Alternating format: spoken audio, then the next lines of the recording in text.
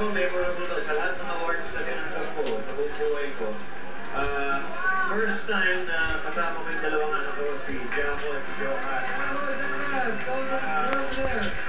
To prove na seryoso, excited ako sa award na to. Memorable na, sige sa lahat, galing po sa mga hinahanga kong young writers. Before I joined Philippine Stars, fan nyo na ako. At ang supremo ko, mga kaibigan, pataas yan. At the said event, may nakapagsabi na kay Joey na naroon din si Willie. Oo nga, inaanap ko nga eh. Nandun na nasa bundok. Okay lang, kaibigan ko naman yan. Wala, binuan lang lahat yun. Walang dularo. Si Willie? Wala, kaibigan ko yan, matagal na. Yun sa TV, ano lang yun, biruan lang yan.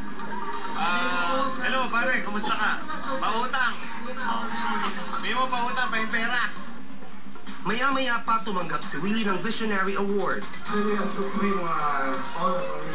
I'd like to share this award to a supreme planet, a supreme icon, an idol. Mr. Leon, I just want to know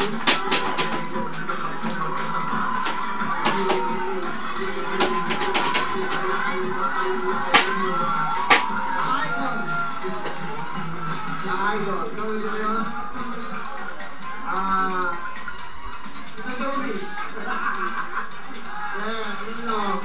Lambingan lang naman namin yan sa TV.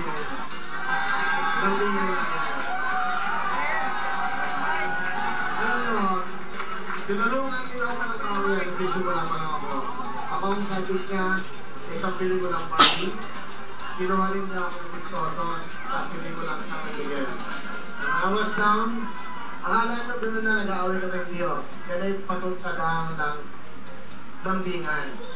Seriously, I admire this guy so much. Hindi pa ako. Nasa television na siya. Ang ginagaya na Liza Jordan. Hindi, Joey. Yes! Kailangan, nagulo na. Hindi, tama yung sabi ni Willie. Ano lang yan, mga baksuhan lang yan.